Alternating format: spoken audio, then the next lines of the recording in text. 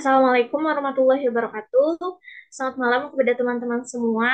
Yang terhormat Bapak Ferly Septiarwansyah MSI dan juga tak lupa Bapak Grace Martin. Eh, perkenalkan kami dari kelompok 11 akan mempresentasikan hasil diskusi kami mengenai penerapan edukasional data mining untuk memprediksi hasil pembelajaran.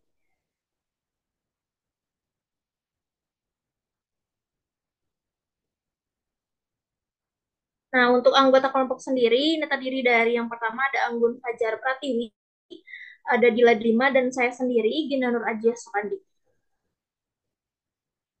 Nah, adapun outline yang akan kami bahas, ini mengenai, yang pertama akan membahas mengenai definisi dari educational data mining, lalu ada pentingnya prediksi hasil pembelajaran, yang ketiga membahas mengenai sumber dan jenis data dalam EDM, juga akan membahas mengenai tahap proses EDM, selanjutnya juga ada aplikasi praktis EDM dalam pendidikan, juga membahas mengenai tantangan dalam penerapan, sampai itu akan dibahas mengenai kesimpulan. Baik, kita mulai mengenai pengertian sendiri dari educational data mining ini merupakan salah satu bidang interdisipliner yang memfokuskan pada pengembangan metode dan teknik itu untuk menganalisis data yang diperoleh dari lingkungan pendidikan. Tujuannya sendiri kita ketahui untuk memahami dan meningkatkan proses pembelajaran, performa siswa, dan perencanaan sistem pendidikan.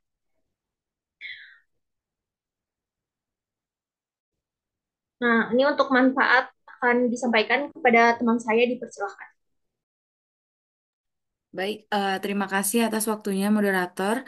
Di sini saya akan menjelaskan tentang manfaat untuk memprediksi hasil belajar bagi siswa, guru, dan institusi pendidikan. Di mana yang pertama itu ada bagi siswa, yang ada pertama itu ada identifikasi kebutuhan dalam belajar.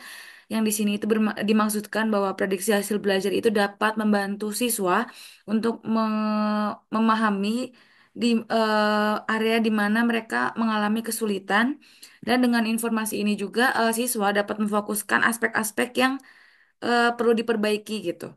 Selanjutnya ada intervensi dini, di mana intervensi dini ini dapat menggunakan teknik seperti predictive process, monitoring siswa, di mana siswa yang beresiko gagal dapat identifikasi lebih awal dan memungkinkan siswa ini untuk mendapatkan bantuan tambahan sebelum masalah itu menjadi lebih serius.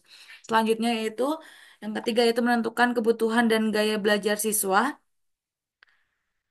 di mana ini data dari prediksi hasil belajar itu dapat memungkinkan siswa untuk mendapatkan gaya belajar yang sesuai dengan kepribadian mereka masing-masing. Selanjutnya ada bagi guru, ada strategi pengajaran yang lebih baik ini di mana guru dapat menggunakan data prediksi hasil belajar itu untuk mengembangkan lagi strategi pengajaran yang lebih baik dan disesuaikan sesuai dengan hasil belajar yang telah diperoleh.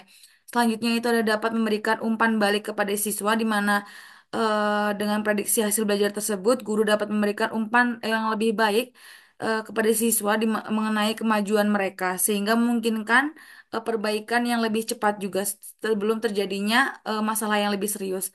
Selanjutnya ada peningkatan kualitas pembelajaran, di mana melalui prediksi hasil belajar ini guru itu dapat memahami pola-pola untuk meningkatkan kualitas pembelajaran di kelas. Selanjutnya ada bagi institusi, di mana ada perencanaan kurikulum yang lebih efektif, di mana data prediksi ini memberikan wawasan berharga bagi institusi dalam merancang kurikulum yang lebih relevan dan efektif sesuai dengan kebutuhan siswa. Selanjutnya ada pengelolaan sumber daya secara optimal, di mana dengan prediksi hasil belajar ini, potensi masalah dalam hasil belajar itu dapat dialokasikan sesuai dengan sumber dayanya dengan lebih efisien untuk mendukung siswa yang lebih membutuhkan. Selanjutnya, peningkatan reputasi akademik, di mana institusi yang berhasil menerapkan sistem prediksi hasil belajar cenderung memiliki tingkat kelulusan yang lebih tinggi dan reputasi akademik yang lebih baik. Selanjutnya, saya serahkan kembali ke moderator.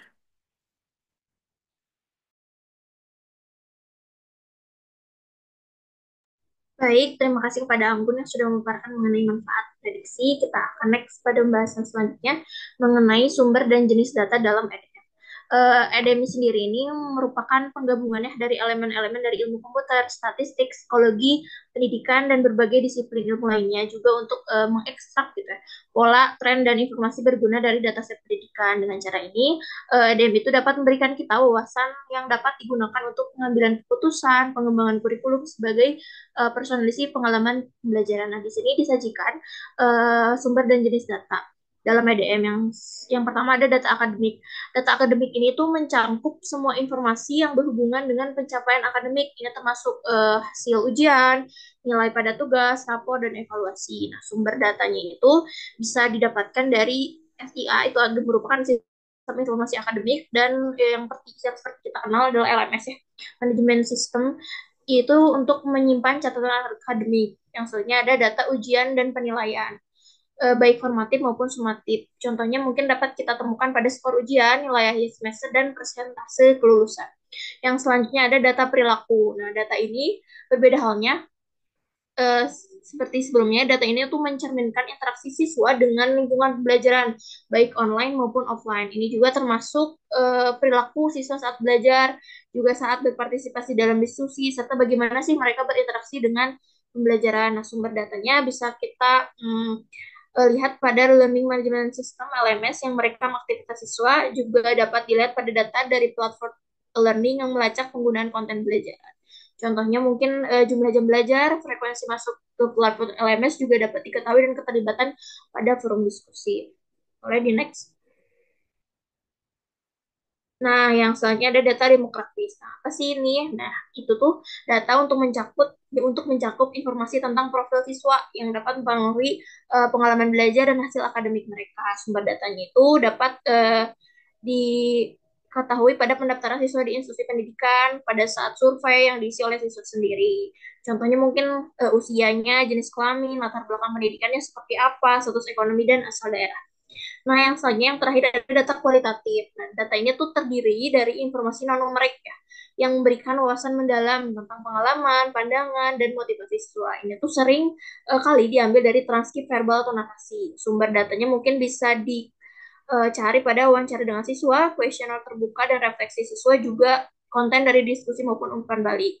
Contohnya mungkin ulasan dan komentar siswa tentang kursus tersebut, refleksi pribadi tentang belajaran, serta pendapat tentang cara pengajaran dosen itu seperti apa. Oke, dilanjut ke teman saya. Baik, terima kasih. Selanjutnya tahapan proses dalam EDM ini. Boleh next slide. Nah, jadi untuk tahapannya di sini ada 6 tahapan. Untuk yang pertama ada pengumpulan data dalam proses EDM ini.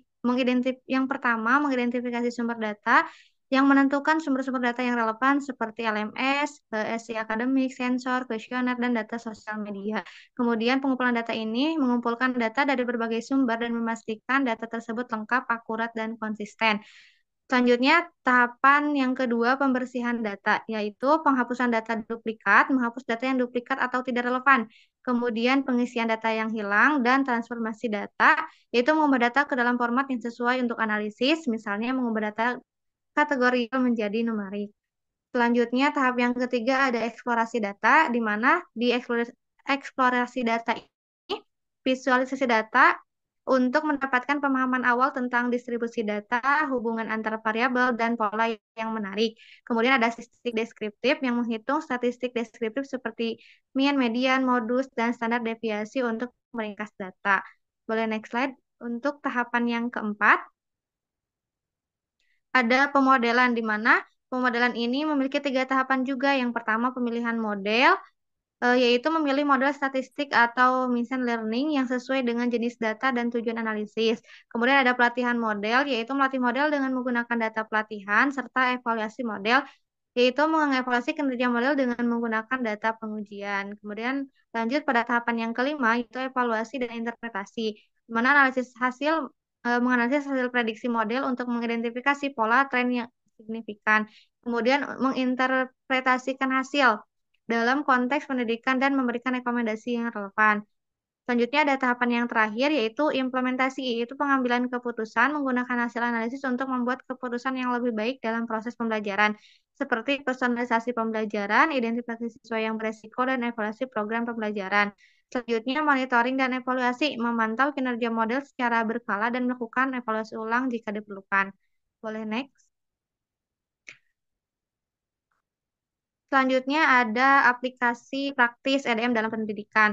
Di sini kami menggunakan ada 6 aplikasi.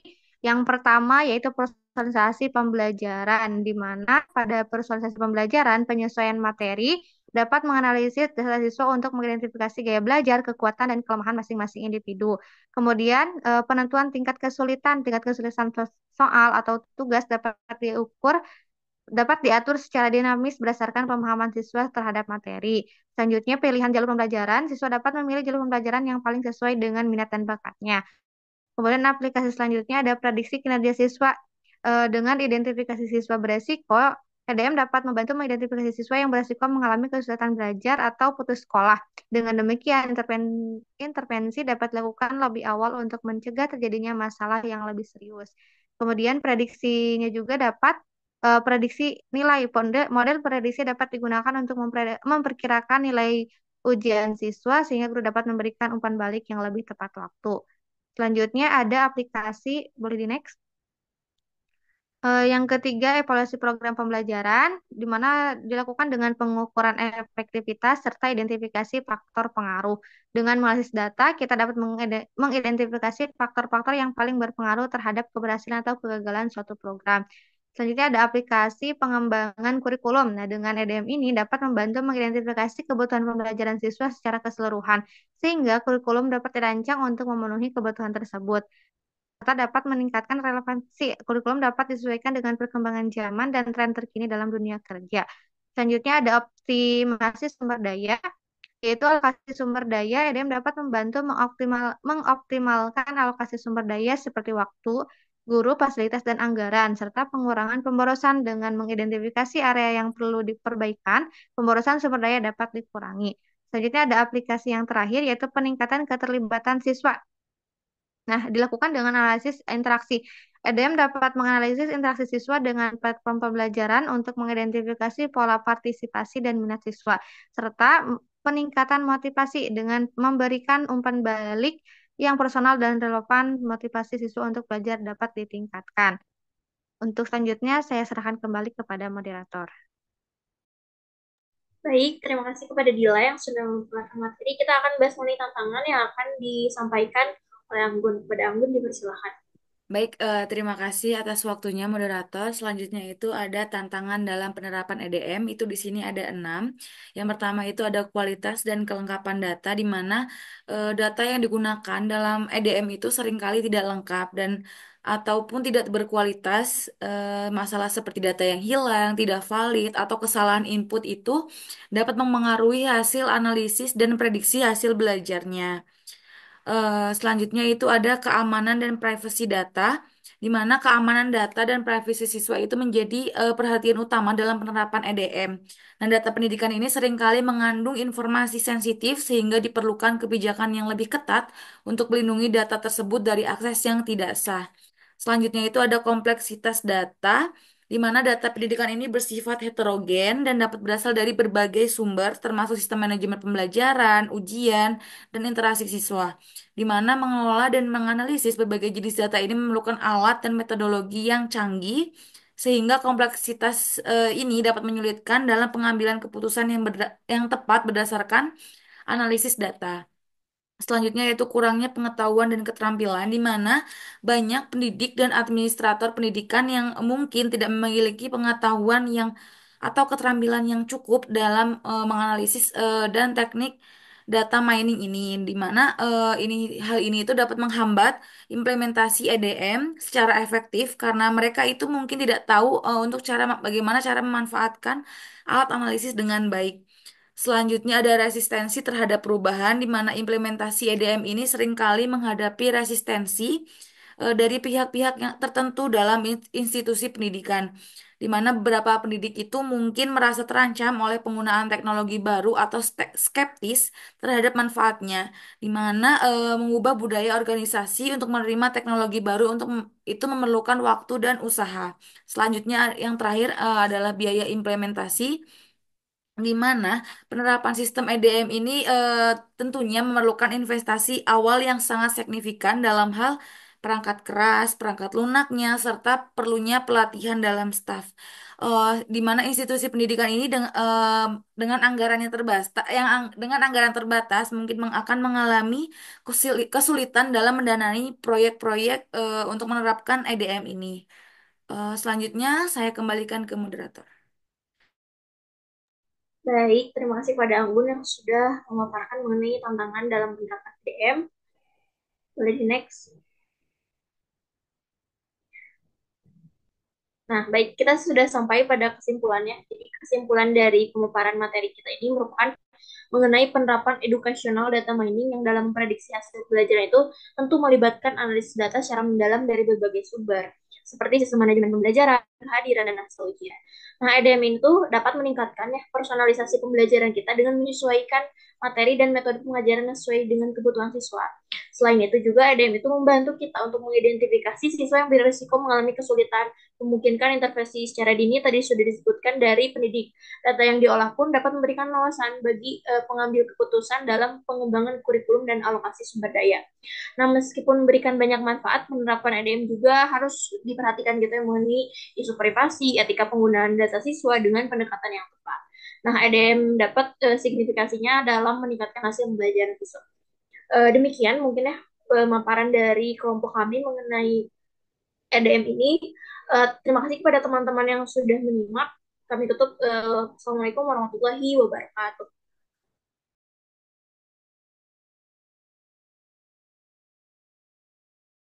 Tadi ada yang belum dihapus. Untungnya cuma Ya, satu. lupa. Gak apa. Langsung diupload aja ya berarti ya. Nanti sama aku diupload deh. Oke. Oke, makasih Anggun. Makasih semuanya. Dadah. Makasih Bye. Anggun, Gina. Makasih semuanya. Makasih. Bye.